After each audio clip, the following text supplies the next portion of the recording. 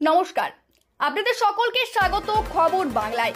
শুরু করছি 9টা নিউজ। আজকে স্থানীয় সংবাদগুলি এক নজরে। বৃহস্পতিবার রায়পুর সাতপাট্টা গ্রামে কৃষকদের নিয়ে প্রশিক্ষণ শিবির অনুষ্ঠিত হলো। পাশাপাশি ওই এলাকার কৃষকদের ন্যাড়া পোড়ানো, উন্নত মানের কৃষিকাজ সহ একাধিক বিষয়ে সচেতন করা হয়। উপস্থিত ছিলেন সহ কৃষি অধিকর্তা, প্রশাসন, খাতড়া মহকুমা শুভেন্দু হাজরা সহ অন্যান্য আধিকারিক ও এলাকার জনপ্রতিনিধিরা। 2024 বাঁকুড়ার ফুলকুসুম বাজার সার্বজনীনের পুজোয় বিশেষ চমক দেখা যাবে। Disneyland park theme. প্যারিসের বিখ্যাত ডিজনিল্যান্ড পার্কের আদলে সেজে উঠেছে পুজো মণ্ডপ। সর্বত্র চলছে চূড়ান্ত পর্যায়ের প্রস্তুতি, ছোটদের আকর্ষণে মেলা এবং থাকছে কার্টুনের ছোঁয়া। রাতের অন্ধকারে সরকারি শৌচালয় ভেঙে ফেলার অভিযোগ উঠল জঙ্গলমহলের ফুলকুসুমায়। ঘটনা নিয়ে ব্যাপক চাঞ্চল্য ছড়িয়েছে বাঁকুড়া রায়পুর ব্লকের ফুলকুসুমা বাজারে। অবিলম্বে নতুন শৌচালয় তৈরি ও ঘটনায় জড়িতদের দৃষ্টান্তমূলক শাস্তির দাবি জানিয়েছেন বাসিন্দারা। রায়পুরে ডেপুটেশন দিল ভারত জাকাত মাঝি পারগানা মহল। শুক্রবার প্রায় 7 দফা দাবিকে সামনে রেখে এই ডেপুটেশন বলে জানা যায়। এই ডেপুটেশন কর্মসূচিতে উপস্থিত ছিলেন খাতড়া তল্লাট পারগানা বাবা সন্তোষ মান্ডি ও সংগঠনের কর্মকর্তাগণ। যে আমাদের আদিবাসী মানুষ এখনো পর্যন্ত অনেক ডেভেলপের জন্য থেকে বঞ্চিত আছে। এখনো পর্যন্ত আমাদের গভর্নমেন্ট ডেভেলপের কথা বলছে, কিন্তু বাস্তবায়িত আমরা দেখতে পাচ্ছি না। যেমন ধরে না, আমাদের ধরমকোট এখন পর্যন্ত হয়নি, আদিবাসীদের ধরমকোট। তার জন্য আলোচনা করলাম। আমাদের স্কুল সম্পর্কে আলোচনা করলাম, আমাদের হস্টেল সম্পর্কে আলোচনা করলাম। আমাদের রাস্তাঘাট এখনো পর্যন্ত আদিবাসীদের কিন্তু হয়নি, আদিবাসীদের পাড়াতে কিন্তু সম্পূর্ণ ঢালাই বন্ধ আছে, কি আমাদেরকে দেয়নি। আর একটা বিষয়ে আমরা আলোচনা করলাম যে যাতে আমাদের নাইকে ভাতা, যেমন আমাদের 5 জন আছে গ্রামে, 5 জন পরিচালনা করছে, তার জন্য আমাদের ভাতার কথাটা তুলে ধরলাম। আর তুলে ধরলাম আমাদের নামে বিভিন্ন সংগঠন, বিভিন্ন সারা রাত দেবী করছে, মানে অনুষ্ঠান করছে। সেটা আমরা প্রতিবাদ জানালাম যে যাতে সারা রাত ধরে না হয়, আর অর্কেস্ট্রা যাতে না হয়, এই নিয়ে তুলনা করলাম। আর আমাদের করলাম কি বলবো, যাতে আমাদের ডেভেলপের ক্ষেত্রে বিশেষ করে আমাদের উন্নয়নের স্বার্থে আমরা কথা বললাম। বৃহস্পতিবার রায়পুর সমষ্টি উন্নয়ন আধিকারিকের সহযোগিতায় এবং অখিল ভারতীয় আদিবাসী বিকাশ পরিষদ বারিকুল থানা ইউনিটের পরিচালনায় শতাধিক গরিব দুস্থ পরিবারে বস্ত্র বিতরণ করা হলো। এর পাশাপাশি খাদ্য সামগ্রীও তুলে দেওয়া হয়। প্রাক পূজা লগ্নে গরিব দুস্থ পরিবারগুলোর মুখে হাসি ফোটাতেই এই ব্যবস্থা বলে জানা যায়।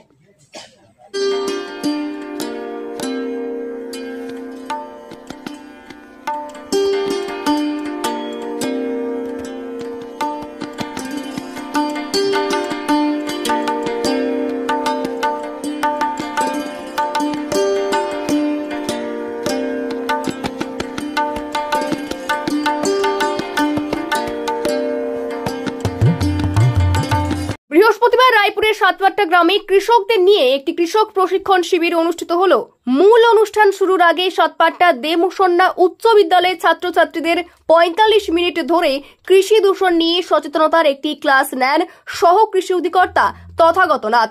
বেলা 12:30 থেকে প্রায় বিকেল 3টে পর্যন্ত রায়পুর ব্লক এলাকার সাতপাট্টা গ্রামের প্রায় শতাধিক কৃষককে এদিন কৃষি বিষয়ক প্রশিক্ষণ দেওয়া হয়।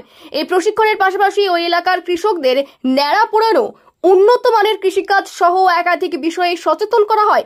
উপস্থিত ছিলেন সহ কৃষি অধিকর্তা, প্রশাসন, খাতড়া মহকুমা শ্রী শুভেন্দু হাজরা, রায়পুর ব্লক সহ কৃষি অধিকর্তা তথাগত নাথ, সদস্য বাঁকুড়া জেলা পরিষদ শ্রী রাজকুমার সিংহ, রায়পুর পঞ্চায়েত সমিতির সহ সভাপতি সঞ্জয় মণ্ডল, কৃষি কর্মাধ্যক্ষ জয়দেব দুলে সহ অন্যান্য আধিকারিক ও জনপ্রতিনিধিগণ। কারণ মানুষ এত রাসায়নিক সার, কীটনাশক সার ব্যবহার করছে, এটা আগামী দিনে আমাদের শরীরের পক্ষে বা সমাজের ক্ষেত্রে কতটা ক্ষতিকারক সে বিষয়ে যদি আমরা মানুষকে সচেতন না করি। এখন যেটা আমরা দেখছি, বিঘাপতি হয়তো 8 কুইন্টাল, 9 কুইন্টাল, 10 কুইন্টাল পর্যন্ত ধান হচ্ছে, কিন্তু যেভাবে এগিয়ে যাচ্ছে, যেভাবে সার রাসায়নিক ব্যবহার হচ্ছে, এতে মোটামুটি আমাদের কৃষি দপ্তরে যারা আধিকারিক তাদের বক্তব্য যে এইভাবে যদি আমরা এইগুলো ব্যবহার করতে থাকি তাহলে হয়তো আর কয়েক বছরের মধ্যে ওই 10 কুইন্টালটা হয়তো 2 কুইন্টাল 3 কুইন্টালের বিঘাপতি দাঁড়াবে।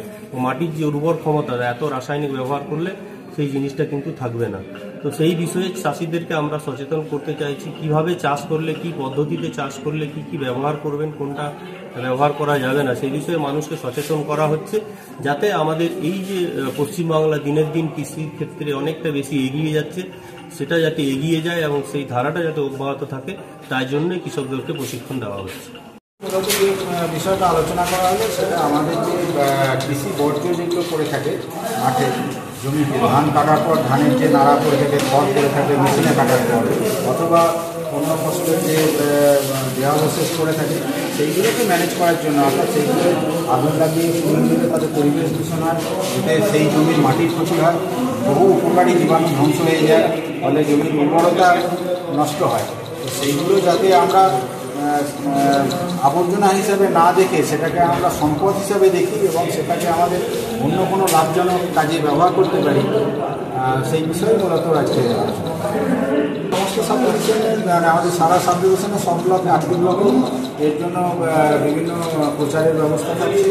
এছাড়া ট্রেনিং মিটিংয়ে সমস্ত ট্রেনিং মিটিংয়ে এই বিষয়ে আলোচনা করা হচ্ছে যাতে কৃষকরা সচেতন হন। এ ব্যাপারে আমাদের প্রচুর ফ্লেক্স, লিফলেট এবং হোর্ডিং ইত্যাদি লাগানো হবে আগামী দিনে, তো যাতে কৃষকরা এই অমূল্য সম্পদ সেটা আগুন লাগিয়ে পুড়িয়ে দিয়ে নষ্ট না করেন এবং তার পরিবেশের এবং তার জমির ক্ষতি না করেন, সেই ব্যাপারে তাদের সচেতন করার জন্য এগুলি করা হবে।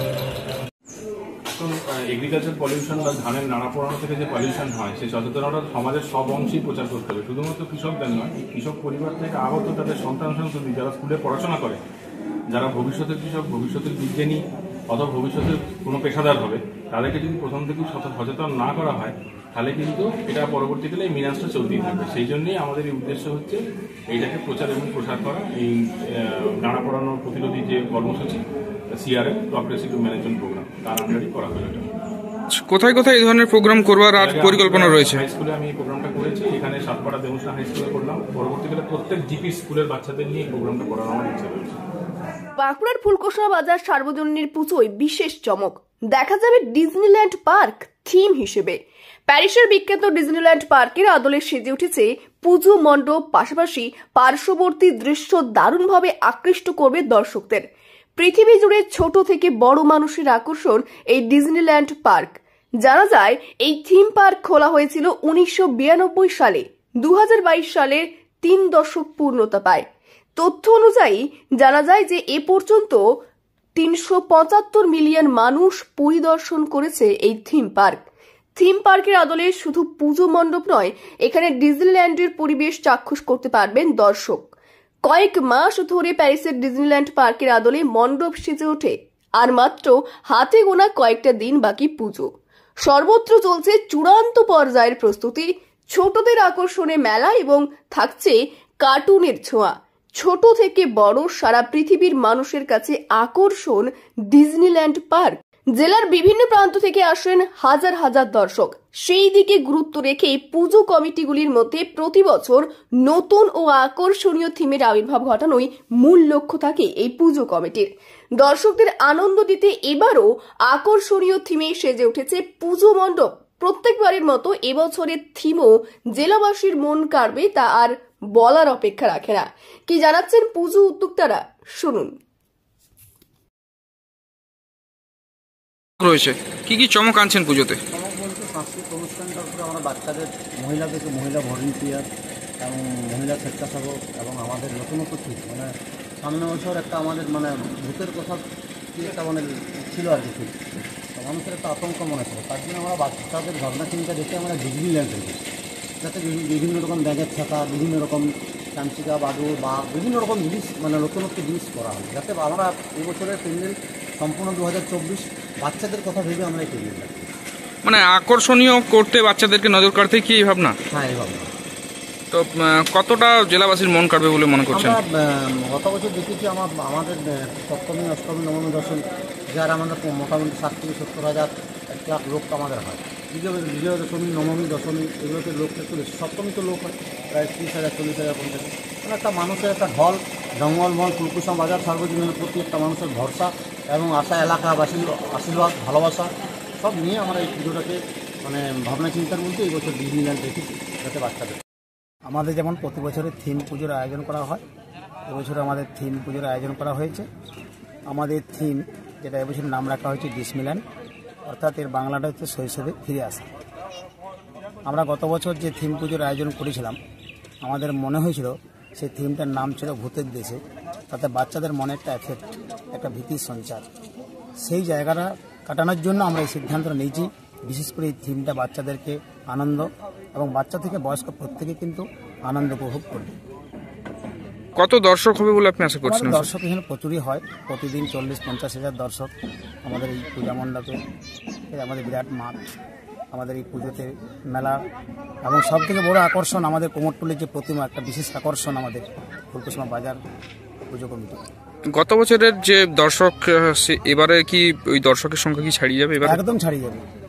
গত বছরের থেকে এই বছরও আমাদের দর্শকের সংখ্যাটা ছাড়িয়ে যাবে। বাকি পুজো কমিটিগুলোকে কি বার্তা দেবেন? এখন আমাদের প্রত্যেকেই পুজো করছে। আমাদের জঙ্গলমহলের প্রত্যন্ত গ্রামাঞ্চলে আমাদের একটা অত্যন্ত বড় পুজো। আগে গ্রামের থেকে মানুষ শহরে যেত, এখন শহর থেকে গ্রামে আসছে। আমাদের একটা সম্প্রীতির বার্তা আমরা পুজো কমিটির পক্ষ থেকে রাখছি, যে প্রত্যেকটা শহর এবং গ্রাম, প্রত্যেকটা পুজো মণ্ডপ, প্রত্যেকটা কমিটি, প্রত্যেকটা মানুষ একটা সম্প্রীতির বার্তা নিয়ে আগামী দিন আমরা একটা নতুন সমাজ তৈরি এবং একত্রিতভাবে পথ চলার একটা বার্তা আমাদের পুজো কমিটির পক্ষ থেকে রাখছি। মন অবশ্যই কাড়বে। আমাদের যে থিম, আমাদের জঙ্গলমহলের এই বাঁকুড়া জেলার আমাদের এই প্রত্যন্ত একদম গ্রামাঞ্চলে যে থিম পুজোর আয়োজন করি আমরা প্রত্যেকবারই কিন্তু একটা জেলার কোনো না কোনো প্রাইজ নিয়ে আমরা উপহার দিই। বিশ্ব বাংলা প্রত্যেকটা বছরই আমাদের একটা জায়গা থাকে। এবারে কি পাবেন বলে আশা করছেন? আমরা অবশ্যই আশা করছি